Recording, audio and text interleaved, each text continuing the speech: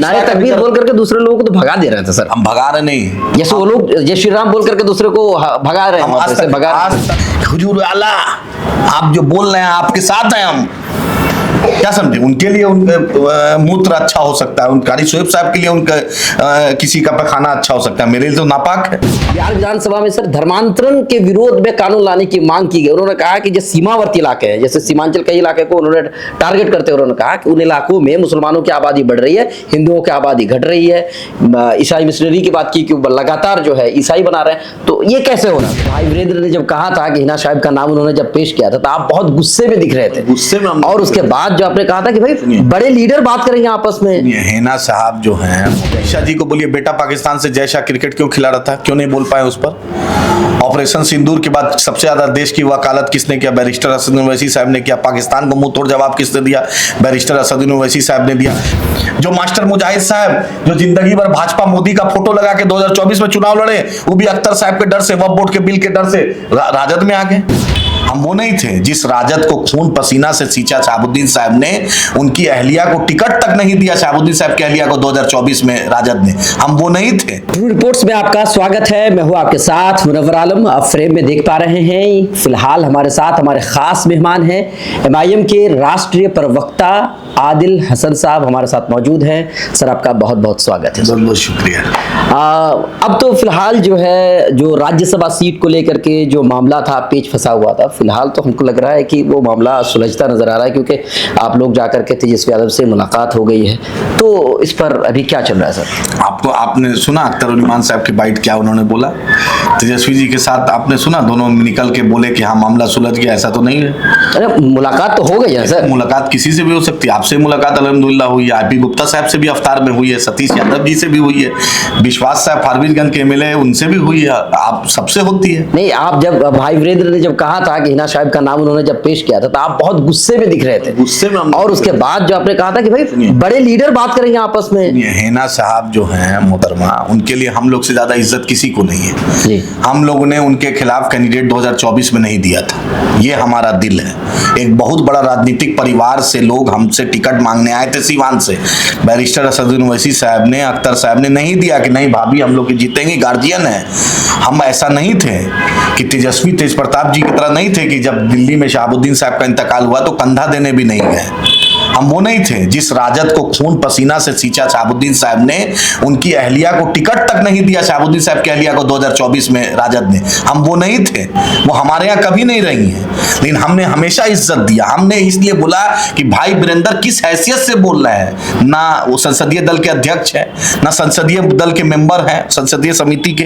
तो ये जब बोल के लॉलीपॉप नहीं देना चाहिए, किसी की डिग्निटी को आप प्रेस में ऐसे नहीं उछालना चाहिए, क्योंकि आप सिर्फ सोचते हैं कि मनेर के मुसलमान को हम ये सब बोल के बेवकूफ बना लेंगे, तो ये नहीं होगा। मनेर का मुसलमान पूछ रहा है कि भाई वीरेंद्र साहब काम कीजिएगा कब? कब्रिस्तान का घेराबंदी है, मदरसा मॉडर्नाइजेशन है, मुसलमानों के इलाके का नालीकरण है, मुसलमानों के इलाके में रोड बनाना है, मुसलमानों के मसाइल को हल करना है। ये सिर्फ 80-90 हजार मनेर से वोट नहीं लेना है। उन्हीं के यहाँ मनेर शरीफ दरगाह में झंडा फहरा दिया था, भाई वीरेंद्र नहीं कहते। राइट विंग का लोग झंडा फहराया था, भाई वीरेंद्र नहीं कहते। तो मुसलमानों के मुद्दे पे कभी नहीं बोलते, सोचते हैं मुसलमान का जज्बात से खेल ले। नहीं तो कुछ दिन पहले वो कह रहे थे कि भाई जो बजरंग दल है उन पर कानूनी कार्रवाई हो, उन पर बैन लगे, ये कह रहे थे। लेकिन भाई वीरेंद्र का वीडियो दिखाइए जब मदरसा अजीजिया बिहार शरीफ में जला, सरकार में थे, तेजस्वी जी मंत्री थे, सचेतक थे, काहे नहीं बिहार शरीफ चले गए? वहां पर तो असली घटना घटी थी ना। तो जो भाई वीरेंद्र साहब क्या कर रहे थे जब मदरसा मेरा जला? 4,500 से ऊपर मकतूतात जली, 125 साल पुराना मदरसा जला। तो वहां अख्तर ईमानी साहब गए, वहां इंजीनियर आफ्ताबी साहब गए, वहां एमआईएम ही गया, वहां आपका भाई आदिल ही गया, भाई वीरेंद्र भी नहीं गए, ना नीतीश जी गए, ना तेजस्वी जी गए। तो इन लोग की दोहरी पॉलिसी आपके सामने। अच्छा सर, शहाबुद्दीन साहब के पुण्यतिथि में ना तेजस्वी जी ट्वीट किए, ना तेजस्वी जी गए, ना तेजस्वी जी ने संवेदना व्यक्त की ट्विटर पे। आज परिस्थिति ऐसा लगा कि सारण, छपरा, गोपालगंज में राजद साफ हो जाएगा, तो फिर से ओसामा भाई को ले आए। हिना साहब मोहतरमा ने दिखा दिया ना, इंडिपेंडेंट लड़के चंद वोटों से हारी, इंशाल्लाह आगे जीतेंगी। अच्छा सर, अभी ये बात ये भी हो रही है कि जिस तरीके से आपने जब आपने कहा कि हम जो है राज्यसभा सीट के लिए हम आरजेडी को समर्थन नहीं करेंगे, हम इंडिपेंडेंट खड़ा करेंगे, लेकिन लोग ये भी कह रहे हैं, सोशल मीडिया पर ये बात कर रहे हैं कि अब एमआईएम जो किंग मेकर के तौर पर है, तो अब इनको डील करना चाहिए जेडीयू से। कि अब हमें, आप जिस तरीके से आपने कहा था कि जब ये अमित शाह जी आए तो आपने कहा कि विशेष दर्जा दिया जाए सीमांचल को, तो अब इस मामले पे डील किया जाए, जेडीयू से कहा जाए कि आप सीमांचल के लिए कुछ कीजिए, हम आपको समर्थन करेंगे। क्या ऐसा हो सकता है? भाजपा के साथ जदयू रहेगी, हम कभी नहीं जा सकते। जदयू अभी तोड़े भाजपा को, पहला अनकंडीशनल समर्थन अगर करेगी तो मजलिस इत्तेहाद मुस्लिमीन एमआईएम करेगा। कुछ नहीं चाहिए, सिर्फ सीमांचल को स्पेशल स्टेटस, जो बैरिस्टर हसन ओवैसी साहब का पुराना मांग है। सीमांचल को बाढ़ की तबाही से रोकना, कटान से रोकना, एएमयू किशनगंज को 100 करोड़ रुपया कम से कम दे बिहार सरकार। सुरजापुरी बिरादरी का ओबीसी लिस्ट में है, शेरशाहवादी बिरादरी का, कुलैया बिरादरी का प्रॉपर रिप्रेजेंटेशन हो सरकार में जी। सीमांचल में जो ट्रॉमा सेंटर का मांग है, मेडिकल कॉलेज का बलरामपुर बारसोई में, जो कटिहार में मांग है, जो किशनगंज में मांग है, जो अररिया में मांग, वो हो। इंजीनियरिंग कॉलेज खुले, रोजगार का कुछ स्मॉल स्केल इंडस्ट्री खुले, मीडियम स्केल इंडस्ट्री खुले, कुछ ऐसा हमारे लोग का पलायन का मामला हल हो, कुछ वहां पर बेहतर व्यवस्था हो, इंफ्रास्ट्रक्चर अच्छा हो, हेल्थ इंडेक्स अच्छा हो, डॉक्टर रहे, हॉस्पिटल में एक्सरे टेक्नीशियन रहे, अल्ट्रासाउंड टेक्नीशियन रहे, हम ये चाहते हैं। अच्छा सर, अमित शाह जी जब आए थे बिहार में अभी कल परसों, आपने एक वीडियो सोशल मीडिया पर आपने डाला और आपने कहा कि विशेष दर्जा दिया जाए, लेकिन जब वो आए अररिया में पहुंचे, अररिया में उन्होंने कहा कि एक एक घुसपैठियों को यहां से चुन चुन करके बाहर निकाला जाएगा, जबकि एसआईआर हो चुका है, लेकिन बावजूद इसके घुसपैठिए के मुद्दे पर बार बार कहा जा रहा है, तो इस पर आप क्या कहना चाहेंगे? अमित शाह जी को बोलिए, बेटा पाकिस्तान से जय शाह क्रिकेट क्यों खिला रहा था, क्यों नहीं बोल पाए उस पर? ऑपरेशन सिंदूर के बाद सबसे ज्यादा देश की वकालत किसने किया? बैरिस्टर असदुद्दीन ओवैसी साहब ने किया। पाकिस्तान को मुंह तोड़ जवाब किसने दिया? बैरिस्टर असदुद्दीन ओवैसी साहब ने दिया। पाकिस्तान में जब गए थे डेलीगेशन से, वहां पर पाकिस्तान को मुंह तोड़ जवाब किसने दिया? बैरिस्टर असदुद्दीन ओवैसी साहब ने किया। नवाज शरीफ की बिरयानी तो मोदी खाने गए थे, जिन्ना के मजार में फातिया पढ़ने तो एडवाणी गए थे, बीजेपी का राष्ट्रीय अध्यक्ष रक्षा दलाली किया था, अजहर मसूद जैसा आतंकवादी को बीजेपी छोड़ी थी। हमारा और उनका देख लीजिए, मुआवजा कर दीजिए कि कौन देश के साथ है और कौन पाकिस्तान के लिए हमदर्दी रखता है। जय शाह उनके बेटा ही ना है, आईसीसी के चेयरमैन, पाकिस्तान से क्रिकेट खिलवा दिए पैसों के चलते, जबकि बैरिस्टर असद ओवैसी साहब ने साफ बोला था मत खिलवाइए, लोगों ने बोला था। ऑपरेशन सिंदूर के बाद, पहलगांव के बाद कितना हमारी बहनों के मांग सिंदूर लूटा गया। उसके बाद सोफिया, कर्नल सोफिया के बारे में कितना भद्दी बात बीजेपी का मंत्री बोला, वो प्रोफेसर अली को कितना झेलना पड़ा, बोलिए, जो अशोका यूनिवर्सिटी। जी बिल्कुल, सब जुल्म हमने सब कुछ दिया और हम ही पर जुल्म। तो आप सीमांचल से हैं सर, तो बार बार जो घुसपैठिए का जो लफ्ज है या घुसपैठिए शब्द का जो इस्तेमाल किया जाता है, तो इसके लिए क्या कुछ? इसके लिए प्रधानमंत्री को माफी मांगना चाहिए। लोकसभा में आए थे, प्रधानमंत्री ने पूर्णिया में भाषण में बोला था कि यहाँ घुसपैठ है, तो एसआईआर में 10 नाम भी दिखा देते। अभी फिर आकर के बोल देख लाइए, इन लोग का काम ही है बोलना, चमड़े की जुबान है, बोल दो। सरकारी खजाने पे आए थे, सरकारी हेलीकॉप्टर से, सरकारी प्लेन से आए थे, उधर अदानी का इलेक्ट्रोल बॉन्ड का चंदा था, सरकार का व्यवस्था था, बंगाल में चुनाव है, ये सब नहीं बोलेंगे तो क्या बोलेंगे? इनसे महंगाई पे पूछ लीजिए, इनसे रोजगार पे पूछ लीजिए, इनको सीमांचल के विकास पे पूछ लीजिए, इनको नॉर्थ बंगाल के विकास पे पूछ लीजिए, वहां के पानी में आयरन आर्सेनिक है उस पर पूछ लीजिए, नॉर्थ बंगाल में एम्स कब दीजिएगा उस पर पूछ लीजिए, एएमयू किशनगंज, एएमयू मुर्शिदाबाद को पैसा कब दीजिए इस पर पूछ लीजिए, वहां के रोजगार को डेवलपमेंट पर पूछ दीजिए, वहां नौकल कारखाने कब खुलेंगे पूछ लीजिए, अरामको का जो मिडिल ईस्ट का इन्वेस्टमेंट सिर्फ गुजरात में होगा, नॉर्थ बंगाल और सीमांचल में कब होगा इस पर पूछ लीजिए, कुछ नहीं बोलेंगे। जहन में एक बात आया कि मीट मछली के छोटे छोटे जो व्यापारी है उनके लिए लाइसेंस को लाजमी करार दिया गया। आज आपके विधायकों ने हालांकि इसके विरोध भी किया है। सवाल यह है कि क्या आपको लगता है जिस तरीके से उत्तर प्रदेश में भी लाइसेंस को जरूरी करार दिया गया, उसके बाद जब लाइसेंस लेने के लिए गए तो मुसलमानों को दिया नहीं जा रहा है, तो आपको लगता है कि मुसलमानों पर ही एक तरह से अटैक है या क्या? पहला 10 जो बीफ कंपनी है जो वर्ल्ड में एक्सपोर्ट करती है, पता है कि नहीं? पूरे विश्व में सबसे ज्यादा भारत बीफ एक्सपोर्टर है। 20,000 करोड़ का चंदा मिलता है इनको, टैक्स मिलता है। हर बीफ कंपनी से बीजेपी चंदा ली हुई है। इनका बीजेपी का टॉप लीडर बीफ कंपनी में है, शेयर होल्डर, उस पर ये नहीं बोलेंगे। इनका जो हिजड़ा गैंग है, जो रक्षा दल बना है, वो नॉर्थ ईस्ट में नहीं जाएगा, नागालैंड में नहीं जाएगा, अरुणाचल में नहीं जाएगा, मेघालय में नहीं जाएगा, मणिपुर में नहीं जाएगा, क्योंकि वहां सोटाई करेगा लोग। ये बेचारा गरीब मुसलमान जो उत्तर प्रदेश में है और राजस्थान में है, जो बिहार में बेचारा गरीब है, उसी पर इसकी ज्यादती होगी। एक माँ का दूध पिया, एक बाप की पैदाइश है, तो बोलिए नॉर्थ ईस्ट में जाने, गोवा में जाने, केरल में जाने, बीजेपी का नेता क्या बोलता है, मेघालय का बीजेपी का प्रदेश अध्यक्ष क्या बोला था? तो वहां जो गाय खाया जाता है या उस तरह से जो बात है, तो मिथुन का इस्तेमाल होता है सर। वहां जो सुधांशु त्रिवेदी जी। का घर नहीं घेरेगा, उसका चेहरा कालिक पोतेगा नहीं, क्योंकि वो मिथुन बोल दिया, जर्सी बोल दिया, उस पर कुछ नहीं बोलेगा। लेकिन आदिल हसन बोलेगा तो दूल्हे भाई को सब याद आते हैं। ये क्या दिए, दूल्हे भाई को सब याद करता है। दूल्हे भाई के नाम से दाल रोटी चलने दीजिए सर। आज जो है एक बड़ा फैसला आया है कि जो आबकारी नीति को लेकर के अरविंद केजरीवाल जी हो, मनोज सिसोदिया जी हो, उन पर केस भी चला और लंबे समय तक वो जेल में रहे सर। अब बताइए चला कि भाई बिल्कुल कुछ केस में कोई दम ही नहीं था, इसलिए बरी कर दिया गया। तो आपको लगता है इतने बड़े टॉप लीडर्स को जब जेल में रखा जा सकता है तो आम लोगों की क्या हालत होती है, क्या लगता है सर? बीजेपी का यही माल है, लेकिन जैसी करनी वैसी भरनी। नॉर्थ ईस्ट का दंगा हुआ, अरविंद केजरीवाल गांधी समाधि में बैठे हुए थे, मुसलमानों के बस्ती में नहीं गए, दंगा रोकने नहीं जा पाए।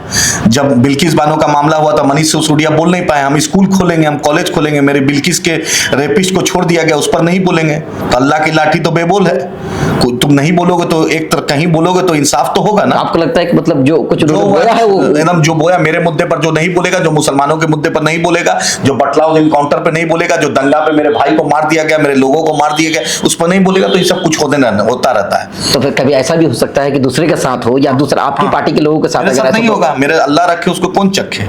नहीं हो सकता है, नहीं होगा इंशाल्लाह। तो फिर लोग तो कहेंगे देखिए बीजेपी के साथ मिला हुआ है, इसलिए ये तो लगता ही रहता सर। बीजेपी जब पैदा नहीं हुई थी तब हम 1958 पे बने, जब बीजेपी पैदा नहीं हुई थी तब से हम बने हुए हैं, समझे। हम लोग 313 से यहाँ पहुंचे हैं। हम लोग का ईमान इन्नल्लाह अला कुल्ली शैइन कदीर पे, हम लोग का ईमान व तो इज्जो मंतशा व तो जिल्लो मंतशा पे है। हम लोग का ईमान कुल्लो नफ्सी ज़ायक़तुल मौत पर है, समझे। हम लोग का रिज़्क़ देने वाली अल्लाह है। अगर जेल भी जाएंगे तो अल्लाह का शुक्राना अदा करेंगे, अल्लाह जो करता है अच्छा करता है। मैं 300 वोट से चुनाव हारा, मैंने शुक्राना पढ़ा। हम लोग अल्लाह से डरते हैं, बीजेपी और आरएसएस से नहीं डरते। देखते हैं मेरा लीडर बैरिस्टर असदुद्दीन ओवैसी साहब किस तरह अमित शाह और मोदी से आंख मिला के फट जाते हैं। कोई कांग्रेसी, कोई राजद, कोई जदयू, कोई लोग इसीलिए तो कह रहे हैं सर, लोगों का कहना तो इसीलिए है कि जब आंख से आंख मिलाकर आप इतना कुछ कह रहे हैं, फिर भी आपके पास ना सीबीआई जा रहा है ना ईडी जा रहा है। लोग दूसरे लोग जो थोड़ा सा कहते हैं उनके घर सीबीआई पहुंच जा रहा है। हम मंत्री रहे हैं, हम दामाद आयोग में सेट किए किसी को, हम मंत्रालय में पीसी खाए हैं, हम बोफोर्स किए हैं, हम रक्षा दलाली किए हैं, हम तो सिर्फ एमपी रहे हैं। अल्हम्दुलिल्लाह मजलिस इत्तेहादुल मुस्लिमीन 1958 में बनी, हमारी 10,000 करोड़ की मिल्कियत है, एमआईएम की 10,000 करोड़ की मिल्कियत है। वाहिद हिंदुस्तान में एक पॉलिटिकल पार्टी है जिसका अपना ऑफिस जो हेडक्वार्टर है अपनी जमीन पर है, बाकी तो सरकारी जकात फितरा पे है, सरकार के रहमो करम पर। बीजेपी के बड़े ऑफिस सब सरकारी जगह अपना। अदानी और अंबानी का इलेक्ट्रॉल बॉन्ड हम तो नहीं लिया, हमने तो रिश्वतखोरी नहीं ली। बीजेपी का राष्ट्रीय अध्यक्ष रक्षा दलाली किया था, हमने तो चारा घोटाला नहीं किया, हमने तो बोफोर्स नहीं किया। हम तो हक है, तो जो हक रहेगा उसको तो अल्लाह की मदद आएगी। मेरा नेता हक बोलता है, अल्हम्दुलिल्लाह अल्लाह की मदद आती है उसको। सर कारी शोएब साहब जो है सदन में वो बोले कि गाय को राष्ट्रीय माता घोषित किया जाए, हत्या बंद होनी चाहिए। आपको लगता है इस जो बात अभी हुई है ये ठीक है क्या? कारी शोएब से पहले आसिम बकार साहब हमारे पार्टी के राष्ट्रीय प्रवक्ता ये बात 5 साल 7 साल 8 साल से बोल रहे हैं, कोई नई बात नहीं बोले। उन्हीं का सुना वीडियो लगता रात में देखे होंगे तो विधान परिषद में बोल दिए होंगे। ये बात आसिम बकार साहब गूगल कीजिएगा तो 7-8 साल पहले बोलते ही रहते हैं। तब भी जब वो बोल चुके हैं, कॉपी कैट है। इन लोग सोचता है कि जो एमआईएम बोले, देखिए एमआईएम मॉब लिंचिंग पे बोलेगी, दूसरे दिन कारी शोएब हो या दूसरा इनका एमएलसी बोलेगा। माइनॉरिटी बजट जब डिस्कशन हुआ विधान परिषद में, कोई नहीं खड़े थे, ना प्रेमचंद मिश्रा खड़े थे, ना सिद्दीकी साहब खड़े थे, ना फारूक साहब खड़े थे, ना कारी शोएब साहब खड़े थे, जिसके लिए इनको भेजा गया था। लेकिन खुश करने के लिए, एक दरबार में नहीं होता दरबारी, खुश करने के लिए अगला को इन लोग यही सब बोलते हैं, हुजूर आला आप जो बोल रहे हैं आपके साथ हैं हम। क्या समझे, उनके लिए उनके मूत्र अच्छा हो सकता है, कारी शोएब साहब के लिए उनका किसी का पैखाना अच्छा हो सकता है, मेरे लिए तो नापाक है। तो उन्होंने तो ऐसा नहीं किया, उन्होंने तारीफ कहा कि ये बहुत अच्छा मूत्र अच्छा है, तो उसका गोबर अच्छा है, तो कारी शोएब अपने घर में म्यूजियम में बना के रखे डेली देखे उसको। तो इसकी वजह से हत्याएं होती है। हत्या होती है तो 8 साल पहले आसिम बकार साहब बोले, हत्या होती है तो कारी शोएब साहब क्यों नहीं बोले तेजस्वी जी को कि कुरैशी का छपरा में मॉब लिंचिंग हुआ, इसी बुनियाद पर क्यों नहीं गए? क्यों नहीं बोले कि अतहर अंसारी का मॉब लिंचिंग हुआ, इस पर गए? क्यों नहीं बोले तेजस्वी जी को सरकार में जब थे तो इसका मदरसा अजीजिया जला तो उसमें चले गए? कारी शोएब क्यों नहीं बोले उर्दू टीटी का मामला, उर्दू अनुवादक का मामला, मदरसा 2459 मदरसा को रेगुलराइज करने का, माइनॉरिटी बजट को 2000 करोड़ से ऊपर करने का, एएमयू किशनगंज को पैसा देने के लिए, सीमांचल डेवलपमेंट बोलने के बाद भी तो कहाँ मिलता है सर? जैसे सरकार में थे ना, मलाई खा रहे थे ना कारी साहब, उस वक्त तो सलाम कर रहे थे ना, तेजस्वी जी सलाम अलैकुम, हुजूर टोपी पहन के एकदम तेजस्वी जी आए हो, बहारो फूल बरसाओ तेजस्वी जी आए हैं, तो उस वक्त कराना ना चाहिए था। उस वक्त तो सरकार में मलाई खा रहे थे, 3 गो कार्बाइन का बॉडीगार्ड लेके चल रहे थे, माशाअल्लाह सुम्मा माशाअल्लाह अल्हम्दुलिल्लाह और अल्लाह बरकत दे।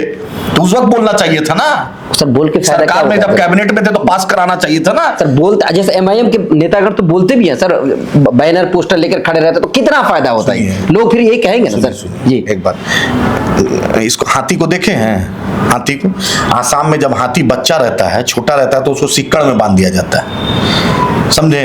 उसके जैसे हाथी बड़ा हो जाता है तो महावत उसको लेके लाठी से हलाता है, तो कुव्वते फिक्र फना हो जाती है, जो आदमी को मोरली जो होता है ना, मोरली डाउन किया जाता है। एहसास कमतरी जो होती है सबसे बड़ी मतलब एक तरह का अंदर का अभिशाप है, तो उसको दूर कराया मजलिस इत्तेहादुल मुस्लिमीन ने। नारे तकबीर अल्लाह अकबर बोलते हैं तो दिल में सुकून मिलता है। जब अस्सलाम वालेकुम बोलते हैं ना, तो कारी साहब को देखिए ऐसे करेंगे, ऐसे जब आप तरुल ईमान ऐसे बोलते हैं अस्सलाम वालेकुम, तब एहसास कमतरी से निकलता है, लोग कॉन्फिडेंस आता है। तो वो हाथी का बछड़ा को जब सिक्कड़ में बांधा जाता है तो उसको लगता है कि उस बच्चा को 10 साल 5 साल जो सिक्कड़ में बांधते जाता है ना, उसके बाद जब सिक्कड़ से निकाल दिया जाता है, बड़ा हो जाता है, तब उसको लगता है कि अभी गर्दन में उसको लगता है कि सिक्कड़ बांधा हुआ है। तो मजलिस इत्तेहादुल मुस्लिमीन वही कर रही है, आवाज उठाना बोल रही है। इन लोग जो मुसलमानों के मुद्दे पर नहीं बोलते, आप देखिए जितना दूसरे पार्टी का जो एमएलए, देखिए एमआईएम के बाद अब अख्तर ईमान साहब के बाद देख लीजिए, 2020 से 25 तक अख्तर ईमान साहब अकेले खड़ा रहा, देखिए उसके बाद कितना लोग बोलता है। जो माइनॉरिटी इश्यू पे अख्तर साहब बस अल्लाह अकबर बोलेंगे, देखिए सब आके पीछे खड़ा हो जाता है।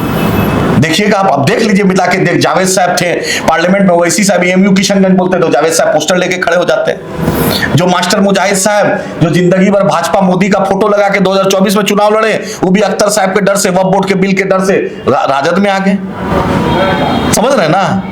आप ले लेते तो शायद वो आ जाते। आप पूछिए तौसीफ साहब से, तौसीफ साहब से कांग्रेस में 4 बार एमएलए थे, इंडिपेंडेंट थे, 3 बार कांग्रेस के थे, वो बोलिए एमआईएम में है तो देखिए सीना चौड़ा है, बुलंद है, बेहतरीन से बोलिए, बेहतरीन अफ्तार करा रहे हैं, बेहतरीन नारे तकबीर अल्लाह अकबर, बेहतरीन बहादुरगंज की आवाज उठा रहे हैं, बेहतरीन सीमांचल की वकालत कर रहे हैं, उसमें हिंदू का भी कर रहे हैं, मुसलमान का भी कर रहे हैं, दलित का भी कर रहे हैं। आप नारे तकबीर बोल करके दूसरे लोगों को तो भगा दे रहे थे सर। हम भगा रहे नहीं, जैसे वो लोग जय श्री राम बोल करके दूसरे को भगा रहे हैं। आज तक हिंदुस्तान में या दुनिया में किसी मुसलमान ने जबरदस्ती नारे तकबीर अल्लाह अकबर करवाया? बतला दीजिए, दिखा दीजिए। अरब में 2 करोड़ से ऊपर गैर मुस्लिम भाई रहता है, दिखला दीजिए। अफ्तार में अभी चलिए, मैं 100 वीडियो दे दूंगा, गैर मुस्लिम बगल में अफ्तार कर रहा है, उसको वही बेहतरीन डिब्बा मिल रहा है, वही बेहतरीन खजूर मिल रहा है जो बगल में मुसलमान रोजेदार को मिल रहा है। हिंदुस्तान में आप दिखा दीजिए, केरल से कन्याकुमारी, आसाम से लेकर गुजरात तक, किसी मुसलमान ने कभी किसी मुस्लिम मोहल्ला में कभी जबरदस्ती हमको नारा लगवाए? आप इनका देखिए, हर दिन डांस करवाता है। एक उत्तराखंड में एक नमाज पढ़ रहा था, नमाजी उसको मारा। उस हरामजादे से पूछिए कि माँ का दूध पिया है, तो आके सामने कर देता। अरे झुंड में जाता है तो हिजड़ा जाता है ना, झुंड में कुत्ता जाता है, झुंड में औकात था तो उसको भीड़ में करता। उसी पर जाता है आजकल ये जो बना के मुसलमान कबाब बेच रहा है, पिस्ता काजू बेच रहा है, तंदूरी बेच रहा है, तो उसको डराता है। उसको बोलिए, और सबसे ज्यादा कौन खाता है? हाँ, बीफ का रेट कितना बढ़ गया आपको पता है? पहले मेरे याद है 100-150 रुपया किलो मेरे बचपन में था, आज 250 रुपया 280 रुपया किलो हो गया। तो खाली मियाँ जी खा रहा है, मियाँ जी को तो आबादी 15। आप ये कह रहे हैं कि मुसलमान जो है किसी को दबाव नहीं डाल रहा है, किसी को परेशान नहीं कर रहा है, लेकिन आज ही की बात है, बिहार विधानसभा में सर धर्मांतरण के विरोध में कानून लाने की मांग की गई। उन्होंने कहा कि जो सीमावर्ती इलाके हैं, जैसे सीमांचल कई इलाके को उन्होंने टारगेट करते हुए उन्होंने कहा कि उन इलाकों में मुसलमानों की आबादी बढ़ रही है, हिंदुओं की आबादी घट रही है। ईसाई मिशनरी की बात की कि लगातार जो है ईसाई बना रहे हैं, तो ये कैसे हो रहा है? टीएफआर रेट मुसलमानों का घटा है। उस जाहिल को बोलिए जो बोलता है ये बात। बीजेपी का 18 विधायक बोलेगा आज से, उसका क्या बोले ना, मस्जिद मंदिर मुसलमान बिरयानी शेरवानी के बारे में के अलावा जिंदा नहीं रह पाएगा। बोलेगा कि मोदी जी नवाज शरीफ क्या बिरयानी खाने क्यों कहते हैं? धर्मांतरण का मामला क्या है सर? ये हो रहा है आपको लगता है बिहार में? अच्छा, क्या बोलेगा? सीमांचल डेवलपमेंट बोर्ड पे बोल नहीं पाएगा, एमयू किशनगंज पे बोल नहीं पाएगा, सीमांचल में सबसे ज्यादा पलायन है, बोल नहीं पाएगा, सीमांचल के पानी में आयरन आर्सेनिक का बोल नहीं पाएगा, सबसे ज्यादा सीमांचल में कैंसर हो रहा है उस पर बोल नहीं पाएगा, टीबी हो रहा है उस पर नहीं बोल पाएगा, कटिहार में, बलरामपुर में, किशनगंज में, अररिया में मेडिकल कॉलेज की मांग है, नहीं कर पाएगा, वहां ट्रॉमा सेंटर है, गोल्डन लेन जो है जो नॉर्थ ईस्ट को जोड़ती है, वहां ट्रॉमा सेंटर की जरूरत है क्योंकि एक्सीडेंट हो तो उस पर बोल नहीं पाएगा, पूर्णिया हाईकोर्ट बेंच पे बोल नहीं पाएगा, सीमांचल को इकोनॉमिक पैकेज पे बोल नहीं पाएगा, वहां की बाढ़ की तबाही रुक जाए उस पर बोल नहीं पाएगा। तो यही सब ना फजूल बजूल बोलेगा। Empty vessels make more sound, ये सुने हैं ना, तो यही सब ना बोलेगा, क्या बोलेगा वो? बोल पाएगा कि नीतीश जी बोल पाएंगे किसी में आप बिहार को स्पेशल स्टेटस मिले? मोदी जी की सरकार किसके बैसाखी पे? नायडू जी की, मोदी जी की, नायडू जी की, नीतीश जी की, मांझी जी की, चिराग जी की? बोल पाएगा कि बिहार को स्पेशल स्टेटस दिए? रामविलास पासवान जी हमेशा बोला था कि बिहार को स्पेशल स्टेटस मिले, इसी बुनियाद पे बंटवारा हुआ था। आज उनके पुत्र बोल पाएंगे? नीतीश जी भी मांगते थे ऐसा। अभी दिलवाए, अभी ना जरूरत है? हाँ, अभी ना जरूरत है, अभी ना जरूरत है। उस वक्त आपके पास पावर नहीं था, आज तो आपके हाथ में कुंजी है। आप तो एक बार नरेंद्र मोदी का ऐसा कुंजी कीजिएगा तो बस नरेंद्र मोदी तो इजराइल छोड़कर वापस आपके घर अन्य मार्ग आ जाएंगे। थाली छीना था तब भी नीतीश जी को प्रणाम कर रहे हैं, डीएनए जांच करा रहे तब भी नीतीश जी को प्रणाम कर रहे हैं। नीतीश जी ने कहा था मिट्टी में मिल जाएंगे, भाजपा में नहीं जाएंगे, तब भी नीतीश जी को प्रणाम कर रहे हैं। नीतीश जी ने कहा था आरएसएस मुक्त भारत बनाएंगे, तब भी नीतीश जी को प्रणाम कर रहे हैं। इन लोग महबूबा मुफ्ती के साथ भी सरकार बना सकता है भाजपा। इन लोग कोनाट संगमा के खिलाफ चुनाव लड़ा, उसके साथ भी सरकार बना सकता है। इनके जो थे ना हिंदू महासभा और मुस्लिम लीग के साथ सरकार बनाया था, तो इन लोग सत्ता के लिए किसी के साथ भी जा सकता है। बस चले तो पाकिस्तान में भी गठबंधन करके पाकिस्तान के साथ भी सरकार बना दे। इन लोग का कोई जात आप भी तो बीजेपी के साथ बनाए थे महाराष्ट्र में, उसके बाद जब कब बना? मशहूर मतलब सरकार नहीं, वो मेयर वगैरह का जो होता है। आप जानते ही नहीं है, जानकारी कोई ठीक कीजिए। एक उसमें थी दोगली, उसको पार्टी से निकाल दिया गया। सब जितने कॉर्पोरेटर थे सबने विरोध में वोट किया। कोई निकल जाएगा, कोई विधानसभा में उसका हाथ में ना पकड़ लीजिएगा, नियम है ना। उसने हाथ उठा दिया, उसको तुरंत पार्टी से निकाल दिया, उसका सदस्यता भी खारिज कराएंगे। हम लोग वो नहीं है, कांग्रेसिया नहीं है, हम लोग राजद की तरह नहीं है कि चेतन आनंद चले गए, प्रहलाद यादव चले गए, वो आनंद सिंह जी की पत्नी चली गई तो राजद एक्शन नहीं ले पाया, उसका सदस्यता नहीं खत्म कर पाया। हम लोग जड़ से मारते हैं। मेरे पार्टी से बेवफाई की, मेरे लोग से बेवफाई की, सदस्यता भी इंशाल्लाह खाएंगे। चलिए, बहुत बहुत शुक्रिया। हमारे साथ थे एमआईएम के राष्ट्रीय प्रवक्ता आदिल हसन आजाद साहब। आपने इनकी बातें सुनी, आपको क्या लगता है आप हमें कमेंट करके जरूर बताएं। अभी तक के लिए इतना ही, बहुत बहुत शुक्रिया।